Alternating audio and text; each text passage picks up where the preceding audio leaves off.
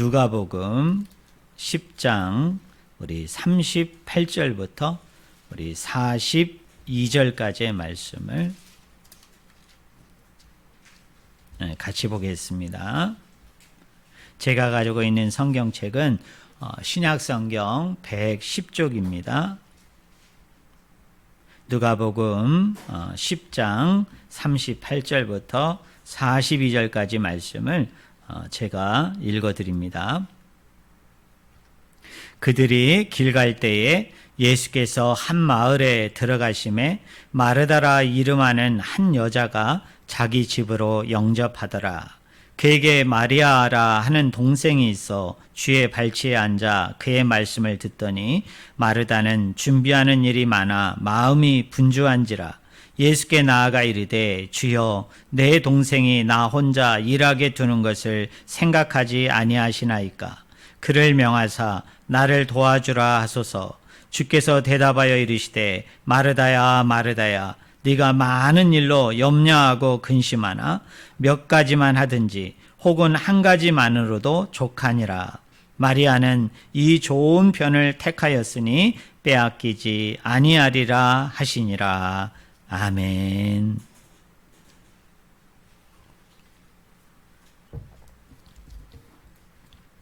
오늘 읽은 본문 말씀을 가지고 섬기려 하기보다 먼저 섬김을 받아라 라는 제목으로 같이 하나님의 말씀을 우리가 나누기를 원합니다.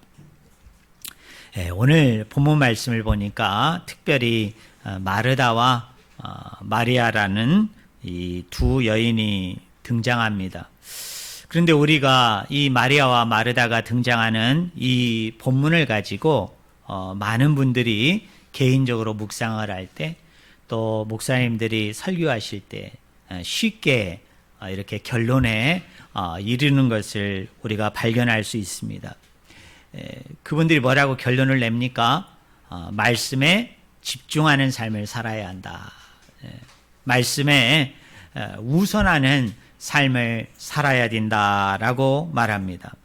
물론 틀린 말은 아니지만 그러나 본문의 의도를 충분히 이분들이 살려냈다. 본문의 내용을 충분히 설명했다라고 보기에는 좀 미흡한 점이 많습니다. 좀 힘든 점이 많습니다. 오늘 본문을 우리가 가만히 읽어보면 이 마르다와 마리아라는 자매가 예수 그리스도와 그의 일행 12제자를 자기의 집에 영접을 해서 환대하고 있는 본문 말씀입니다. 여러분 39절에 보니까 이런 말씀이 있죠. 그에게 마리아라는 동생이 있어 주의 발치에 앉아 그의 말씀을 듣더니 라고 얘기합니다. 이런 행동들은 그 예수님 당시 또 이 말씀이 기록할 당시에 그 랍비 전통에 어긋나는 행동이었습니다. 왜 그러느냐면 당시 랍비들이 이 말씀, 율법을 가지고 가르친다고 얘기했을 때 그 가르치는 대상이 누구였겠어요? 남자들이었습니다. 여자들은 애석하게도 이 랍비의 전통에 의하면 이 당시에 가르침을 받을 수가 없었어요. 특별히 랍비 선생들에게 교육을 받을 수가 없었습니다. 그러니까 오늘 본문의 말씀에 보면 마리아가 주의 말씀을 듣기 위해서, 여기 주님은 예수님을 얘기하잖아요. 지금 예수님이 누굽니까? 랍비죠. 선생님입니다. 말씀을 가르치는 자죠. 또 율법을 가르치는 분이에요. 그런데 마리아가 지금 예수님의 발 밑에서 앉아가지고 그의 말씀을 들었다라고 얘기해요. 이것은 당시에 그 사회적인 맥락에서 본다면, 이 문화적인 맥락에서 본다면 과히 충격적인, 아주 이게 도전적이고 아주 도발적인 행동이었던 것을 우리가 알 수 있습니다. 그만큼 이 마리아의 행동이 의외였다는 것이죠. 그냥 이게 일반적으로 일어나는, 그냥 보통적으로 일어나는 그런 일은 아니었다는 것입니다. 자, 예수님과 그의 일행들, 그의 일행을 12명으로 제한하면 예수님과 포함해가지고 13명의 이 사람들이 마르다와 마리아의 집에 찾아왔고, 마르다와 마리아는 당시 손님이 찾아오면 음식을 장만해서 환대해야 된다는 어떤 사회의 통념이라고 그럴까요? 아니면 사회적으로 사람들이 다 지켜오고 있는 관습이라고 얘기할까요? 그래서 마르다는 어떻게 합니까? 그 손님들을 접대하고 환대하기 위해서 열심히 이제 음식을 준비하는 거죠. 이런 음식을 장만하는 거예요. 그런 의미에서는 이런 돌발적이고 돌출적인 행동을 하는 마리아보다는 사실은 마르다의 행동이 그 당시의 사회적인 범주나 또는 문화적, 사회적 배경 속에서 우리가 살펴보면 마리아보다는 마르다의 행동이 어때요? 더 적절하죠. 그죠? 어떤 의미에서 마르다의 행동이 어떻습니까? 더 걸맞는 그런 행동인 거죠. 우리가 오늘 읽은 본문 말씀 바로 앞단락의 이야기를 우리가 좀 살펴볼 필요가 있는데요. 누가복음 10장 25절부터 37절에 보면 선한 사마리아인의 비유가 나오죠. 어떤 사람이 예루살렘에서 여리고로 내려가다가 강도를 만났어요. 그래서 그 강도가 이 사람을 거의 죽을 정도로 이렇게 폭력을 행한 것입니다. 그래서 이 사람을 이제 두고 이 도적은 이제 제 길로 갔겠죠. 그런데 이제 지나가는 율법사들 또 지나가는 제사장들은 이 쓰러져서 죽어가는 사람에게 어떤 도움의 행동도 하지 않았지만 누가요? 사마리아 사람은 이 사람을 정성스럽게 치료하고 간호해주고 또 여러분 여관방에 데려가가지고 여러분 그곳에서 계속 간호하다가 주인에게 부탁을 하잖아요. 내가 먼 길을 가다가 이 사람을 발견했는데 이 사람을 좀 돌봐줬으면 좋겠다. 그리고 내가 며칠 돌아와 가지고 이 사람에게 더 드는 어떤 비용이 생기면은 내가 이 모든 것을 책임지겠다, 지불하겠다. 그 비유잖아요. 그러면서 예수님이 뭐라고 얘기합니까? 누가 이 강도 만난 자의 선한 이웃이겠느냐. 그러면서 나의 도움을 절실히 요구하고 나의 도움을 절실히 필요로 하는 사람이 있다면 인종을 떠나서 어떤 성별을 떠나서 지역을 떠나서 그 사람은 마땅히 내가 도와줘야 될 이웃이라는 것을 예수님이 교훈하는 말씀이잖아요. 그러면 이 말씀과 오늘 본문의 말씀과 매치를 시켜보면 어떤 의미일까요? 이런 말씀인 거예요. 우리가 이 본문을 쉽게 결론으로 끌고 가다 보면 마르다보다는 마리아가 좋은 선택을 했다는 거죠. 여러분 그 올바른 그 선택을 했다는 거 아닙니까? 그런데 이것은 사실은 이것을 선택하느냐 저것을 선택하느냐라는 그 선택의 문제로 예수님께서 말씀하고 있는 것은 아니에요. 예수님이 말씀하고 있는 핵심은 뭡니까? 우리가 이런 어려운 이웃들, 왜 그러냐면 특별히 그 마르다와 마리아가 살던 동네가 여러분 요한복음에 보면 동네 이름이 나오잖아요. 베다니라는 지역입니다. 근데 이 베다니라는 지역은 예루살렘의 그 근교에 있어요. 아주 가까운 곳에 위치하고 있습니다. 우리나라도 마찬가지입니다만은 여러분 그 서울에서 우리가 이제 이렇게 지금은 좀 덜합니다만 그러나 우리가 좀 생각해 보면 이게 숙박을 하거나 또는 음식을 사 먹으면 어때요? 도회지보다는 그 도회지에서 약간 벗어난 지역이 어떻습니까? 음식값이 좀 저렴하죠. 여러분 그 숙박비가 좀 저렴하지 않습니까? 그래서 예수님 당시에는 어떤 일이 있었느냐면 그 예루살렘에는 워낙 많은 사람들이 찾아왔고 또 워낙 많은 순례객들이 있어가지고 이 숙박비가 상당히 비쌌다고 그래요. 또 그곳에서 이렇게 음식을 장만해서 그 손님을 대접을 할 때 그 부대 비용이 엄청나게 많이 들었다고 그럽니다. 그래서 사람들이 이것에 이제 고려를 해서 사람들이 이제 예루살렘에 방문을 해서 특별히 이제 이렇게 그 순례객들이 머물게 되어질 때 예루살렘보다는 거기에 근교에 있는 이 베단이라는 이 동네에 와가지고 사람들이 그곳에서 숙박을 하고요. 또 그곳에서 이제 음식을 사 먹거나 또는 그곳에 있는 사람들에게 이렇게 환대를 받으면 도시권에서 환대를 받는 사람보다 약간 부대 비용이 적게 들기 때문에 이렇게 부담이 덜 드었던 거예요. 그런 의미에서 그 많은 사람들이 이 베다니 지역을 이렇게 찾아왔던 것입니다.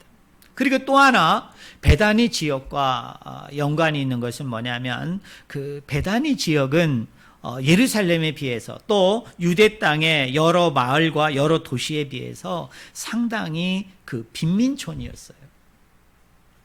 쉽게 얘기하면 가난한 사람들 그리고 소외되고 불쌍한 영혼들이 주로 많이 모여서 살고 있었던 동네가 어디냐면 여러분 그 베단이라는 그 지역이었거든요. 그런데 그 베단이라는 지역에 이제 마르다와 마리아, 요한복음에 보면 이게 이제 나사로의 집이잖아요. 그러나 오늘 본문에서는 나사로가 무슨 일이 있는지 등장하지는 않습니다. 그런데 이곳에 이제 예수님께서 오셔가지고 이제 환대를 받으시는 거예요. 여러분 음식 대접을 받고 계신 겁니다. 그런데 이 이야기와 앞에 있는 본문과의 연결은 어떤 연결이냐면 이것을 선택하라 저것을 선택하라는 선택의 문제가 아니라 사실은 적극적인 이웃사랑의 실천의 한 모델을 보여주고 있는 것이 여러분 오늘 본문 말씀에 가지고 있는 큰 의미라고 그렇게 우리가 여길 수 있어요. 그것이 바로 앞에 있는 문맥이죠. 자, 이웃이 누구냐? 너의 도움을 필요하고 너의 사랑을 간절히 원하고 바라는 자가 있다면 그 사람이 바로 이웃이라는 거예요. 그래서 그 이웃에게 가서 사랑을 실천해야 돼요. 그 이웃의 필요를 내가 가지고 있는 것을 나누어 줘야 되는 것입니다. 그런데 예수님께서는 오늘 본문의 마르다와 마리아의 행동을 통해서 예수님이 우리에게 궁극적으로 전해주고자 하는 핵심 메시지 중에 하나는 뭐냐면 이렇게 사랑을 실천하되 이 사랑을 실천하는 데 있어서 우선의 문제가 있다는 거예요. 그 우선의 문제가 뭡니까? 먼저 말씀을 배우고 먼저 말씀 가운데 속에서 가르침을 받고 그것을 기반으로 하고 그것을 기초로 해서 어떻게 해요? 적극적으로 네가 나서서 하나님의 사랑을 실천하는 것, 그것이 바로 제대로 건강하게 이웃을 잘 사랑하는 것이라고 바로 예수님께서는 오늘 본문 속에서 우리에게 이것을 말씀하고 있는 거예요. 여러분 교회의 사명 중에도 뭐가 있어요? 예배하는 것도 있고 또 우리가 말씀을 보면서 또 말씀을 읽으면서 말씀을 가르침을 받으면서 우리가 양육하는 것도 있죠. 또 우리 주변에 불우하고 불쌍하고 연약한 영혼들을 향해서 우리가 어떻게 해요? 구제하고 또 봉사하고 또 사랑을 어떻게 하든지 여러분 흘려보내는 사역이 있어요. 예배 사역도 중요하고 또 말씀의 가르침과 양육을 받는 것도 중요하고 이웃을 구제하고 또 봉사하고 헌신하고 또 우리의 사랑을 이웃 가운데 흘려보내는 이 사역도 중요한데 이 모든 사역이 다 중요해요. 어떤 것은 더하고 어떤 것은 뺄 수 없어요. 어떤 것은 있게 하고 어떤 것은 없앨 수 없단 말이에요. 그런데 예수님께서 오늘 본문을 통해서 우리에게 전하고자 하는 핵심적인 메시지 중에 하나는 뭐예요? 이웃을 사랑하되 먼저 해야 될 일이 있다는 거예요. 우선으로 해야 될 일이 있다는 거예요. 뭐예요? 말씀을 먹어야 된다는 거죠. 여러분 말씀을 배워야 돼요. 여러분 말씀의 가르침을 받아야 돼요.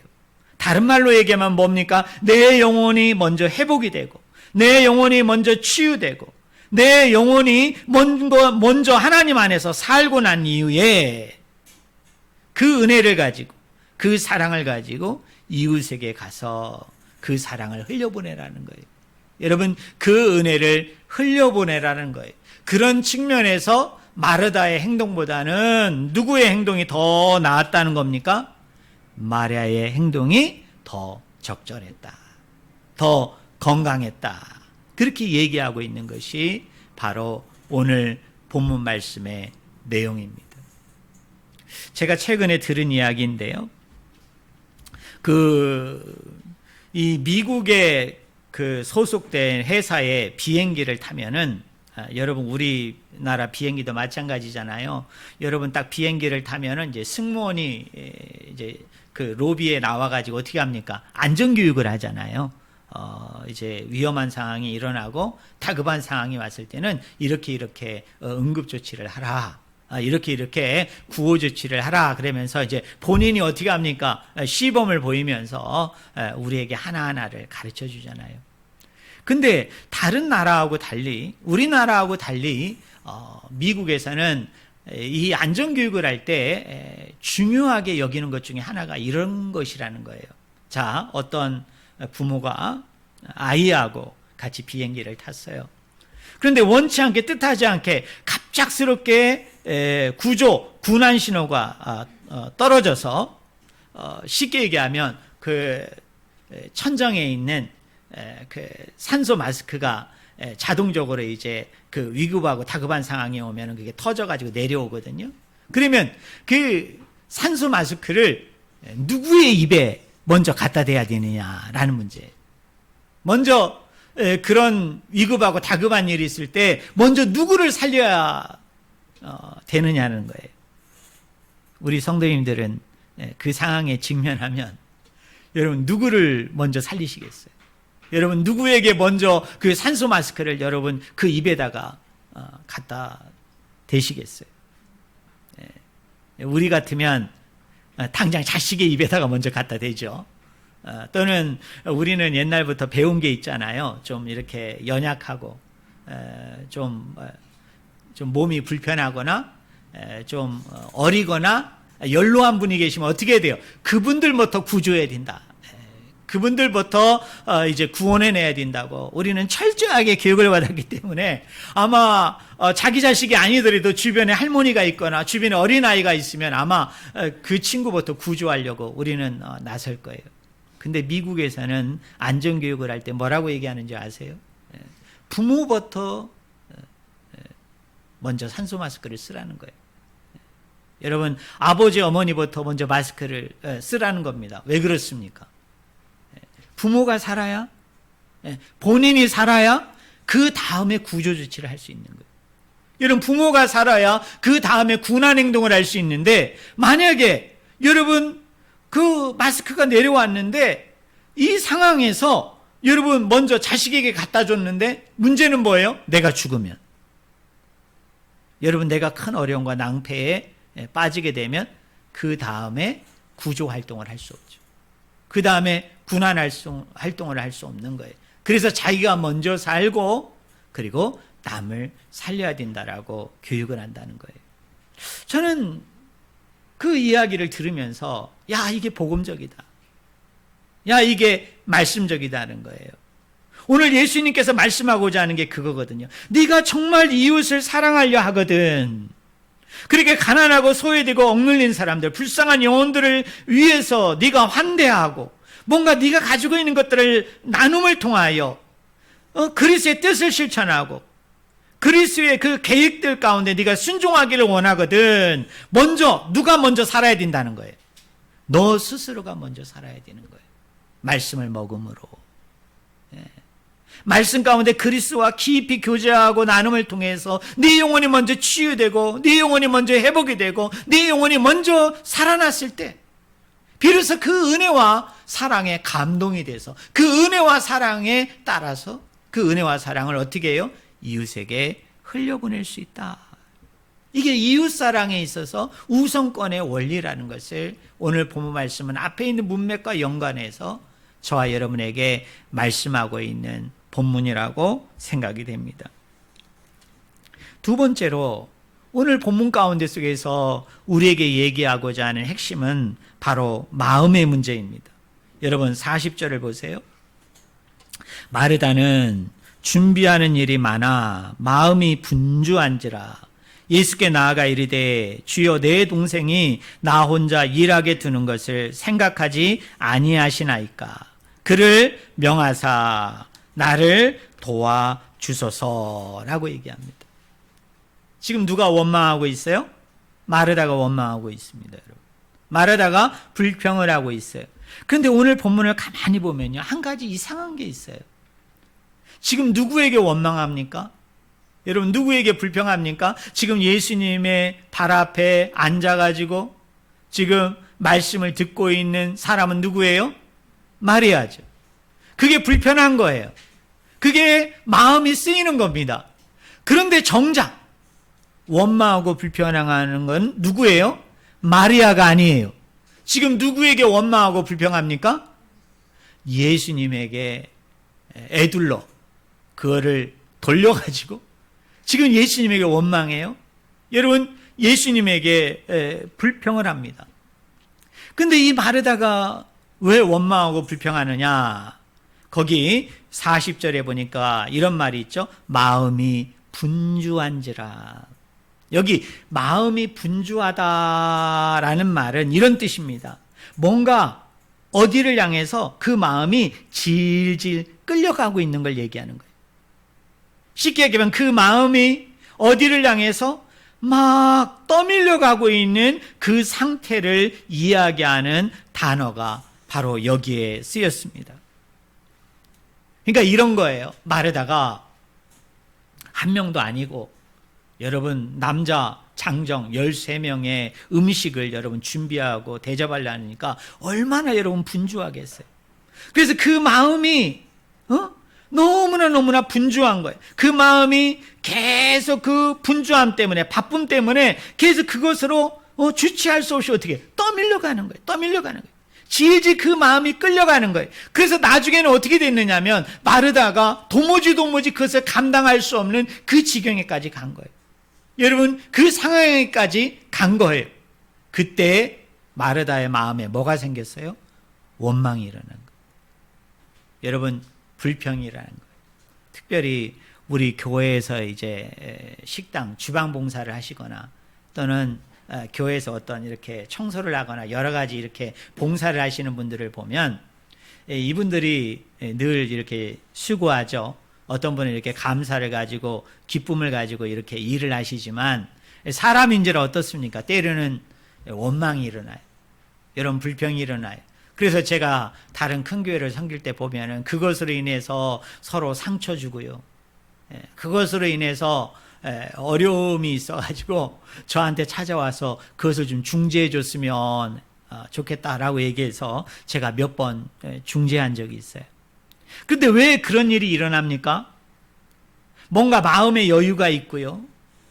뭔가 일을 할 때 뭔가 여유를 가지게 되다 보면 사람은 어때요? 배려할 수 있어요. 이게 뭐 내가 혼자 이렇게 수고하고 애쓰는 것도 내가 배려할 수 있죠. 또 상대방은 어떻게 할 수 있어요? 존중할 수 있어요. 그런데 어떤 때 원망과 시비가 일어나요? 분주할 때. 내 마음이 무엇인가 하염없이 밀려가고 끌려가가지고 도무지 나 혼자로서는 이걸 할 수 없어요. 그 지경에까지 가면 어떻게 돼요? 주변에 있는 사람들을 원망하고 불평하고 여러분 지도자들을 원망하고 불평하는 경우들을 우리가 많이 보게 됩니다. 사랑하는 성도 여러분, 교회에서 충성하는 거 좋습니다. 하지만 오늘 본문 말씀에서 우리에게 얘기하는 건 뭐예요? 분주할 정도는 아니어야 된다는 얘기예요. 오늘 우리 한국교회를 보면 너무 안타까운 것 중에 하나가 뭐냐면 이 교회에서의 모임이 너무 활동 중심이에요. 활동 중심. 그러다 보니까 뭐예요? 정작 주님과 교제하지 못해요. 정작 주님과 은밀하면서도 긴밀한 시간들을 갖지를 못해요. 교회에 와가지고 너무 분주하고 그 분주함 속에서 막 그 마음들이 쫓기다 보니까 거기서 원망과 시비도 일어나지만 그것으로 인해서 사람들이 어떻습니까? 체력적으로 고갈이 돼요. 힘들죠. 어렵죠. 그러다 보니까 정작 중요한 뭐예요? 주님과의 교제를 등한히 할 수 있어요. 여러분, 주님과 은밀하고 긴밀한 그런 시간들을 여러분 덜 가질 수가 있어요. 그러다 보니까 어떻게 돼요? 봉사자들이 피곤하고 지치다 보니까 기쁨과 즐거움은 사라지고 그 책임감 때문에, 그 의무감 때문에 지치고 그 육신이 피곤해지고 그리고 탈진하는 경우들을 우리는 참 많이 보게 됩니다. 하물며 뭐도요? 예배 그 자체도, 예배라는 건 뭐예요? 하나님과의 만남이죠. 여러분, 하나님과의 교제입니다. 참 은밀한 가운데, 그 기쁨 가운데 주님의 임재 속으로 우리가 들어가는 게 예배인데, 많은 분들이 적지 않게 특별히 예배에 봉사하시는 분들을 가만히 보면 어떻습니까? 이게 활동 중심으로 이루어지다 보니까 정작 예배 시간에 주님과 교제하지 못하는, 주님과 같이 깊은 시간을 가지지 못하는, 주의 임재 속으로 내가 깊이 들어가지 못하는, 그래서 그저 와가지고 봉사하고 활동하고 충성하는 것만으로 그냥 나는 예배의 의무를 다했다, 예배의 책임을 다했다. 그래서 그것으로 어떻게 해요? 안주하고 그러면서도 지치고 피곤하고, 그리고 뭔가 그 책임감에 내가 깊이 눌려 있거나 아니면 어떤 것에 내가 떠밀려가지고 정말 그 한계점에 이르렀을 때는 어때요? 원망이 일어나는 거예요. 여러분, 시비와 불평이 일어나는 거예요. 저는 우리 한국교회를 보면서 그런 것이 너무 안타까운 거예요. 교회 오면 쉼이 있고요. 교회 오면 말씀을 들음을 통하여 뭔가 놀라운 치유와 회복이 일어나고요. 여러분, 생활 속에서도 내가 주님과 깊은 교제를 할 수 있지만 우리가 이렇게 공동체로 모인 이유가 뭐예요? 목적이 뭐예요? 주님과의 교제거든요. 주님과의 내가 시간을 보내는 거고, 주의 임재 속으로 내가 깊이 들어가서 그분과 연합하고 그분과 하나 되기 위해서 우리가 교회를 찾아오는 거잖아요. 물론 봉사의 손길도 필요하고 여러 가지 사역자들도 필요하고, 또 교회가 운영이 되고 이끌어가기 위해서는, 우리가 예배를 좀 더 쾌적하고 편안한 가운데 드리기 위해서는 많은 보이지 않는 숨은 손길들이 필요한 것이 사실이지만은, 그러나 너무너무 안타까운 것은 교회에 있는 모든 것들이 활동 중심으로, 활동 우선으로 이루어진다면 이것만큼 참 슬픈 일이 없죠. 정말 문제가 되는 일이 없어요. 그래서 저는 우리 성도님들에게 부탁을 합니다. 여러분이 봉사하고 여러분이 교회 나와서 충성하고 여러분이 일정한 부분들을 감당함을 통하여 교회가 운영되는 데 있어서는 좋은 것은 있지만, 그러나 저는 저희 교회가 활동 중심이기보다는 주님과 교제할 수 있는, 뭔가 주님의 그 깊은 임재 속으로 들어가서 그분과 연합하고 하나 되고 일치될 수 있는 그런 것을 먼저 우선으로 선택하고 결정할 수 있는 그런 교회요, 우리 공동체가 되기 위해서 여러분 기도를 많이 해주시기를 주님의 이름으로 간절히 축원을 드립니다. 마지막 세 번째로, 오늘 본문 가운데 속에서 우리가 알 수 있는 또 하나의 사실이 있어요. 오늘 예수님은 이 마르다와 마리아의 집에 여러분 손님으로 오셨을까요? 아니면 주인으로 오셨을까요? 네, 주인으로 오신 거죠. 이게 가끔 교회에서도요,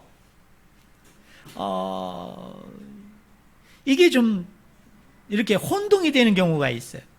여러분한테 한번 물어볼게요. 우리 주님 지금 예배 가운데 와 계시거든요. 우리 주님이 지금 이 예배에 여러분 주인으로 왔을까요? 아니면 손님으로 왔을까요? 여러분, 우리 예수님이 지금 주인으로 오셨죠.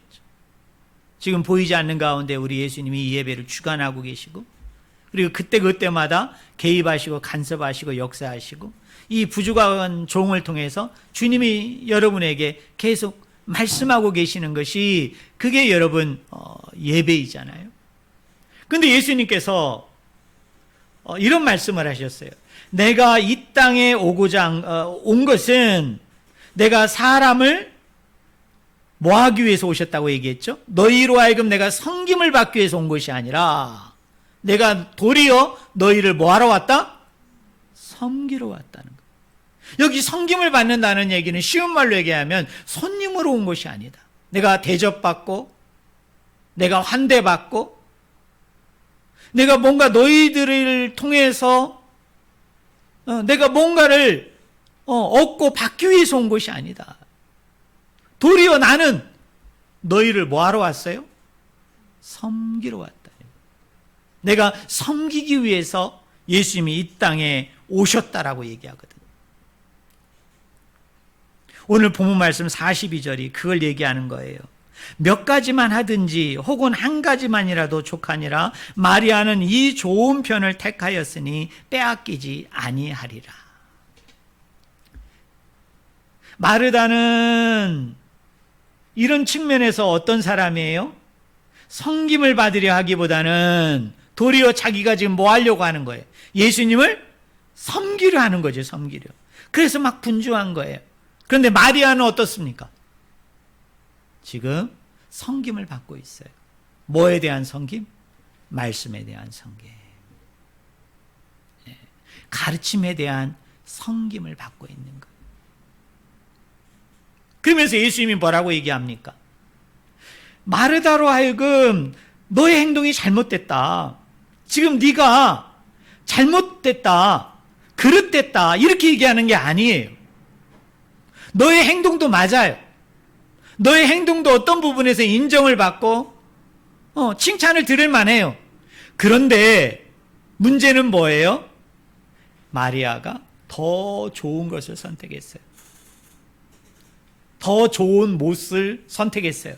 그게 뭐예요? 섬김을 받는 걸 선택한 거예요. 사랑하는 성도 여러분,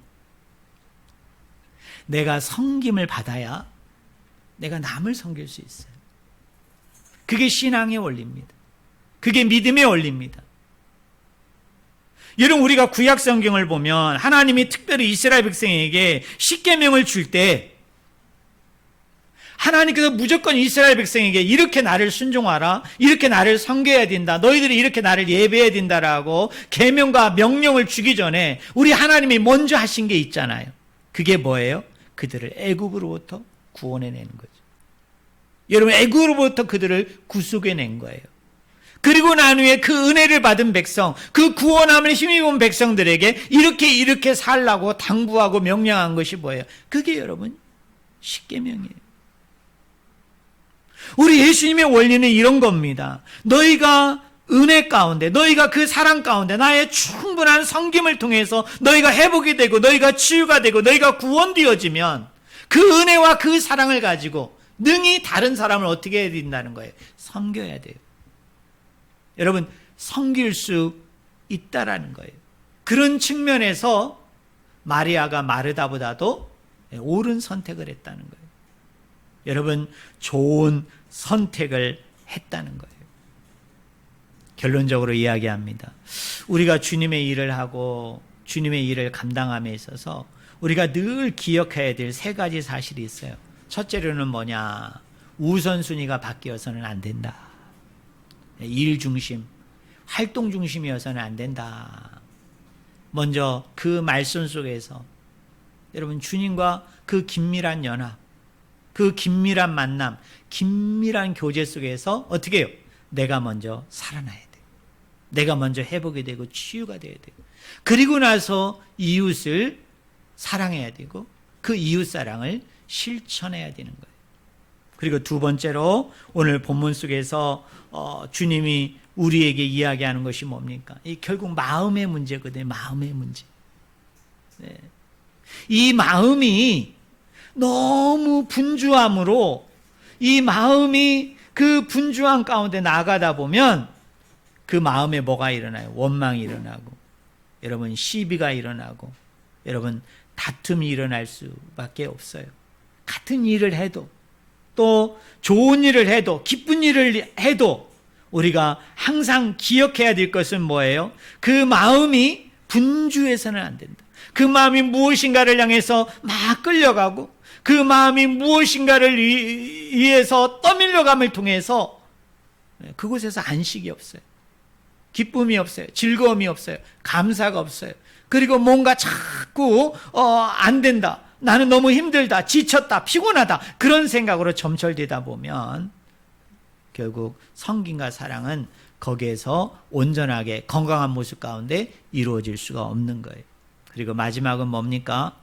내가 먼저 섬김을 받고 그 섬김을 기반으로 해서 토대로 해서 다른 영혼을 섬길 수 있는 그런 넉넉함과 풍요로움이 우리 성도님들 가운데 날마다 넘쳐나기를 주님의 이름으로 간절히 축원을 드립니다. 기도합니다.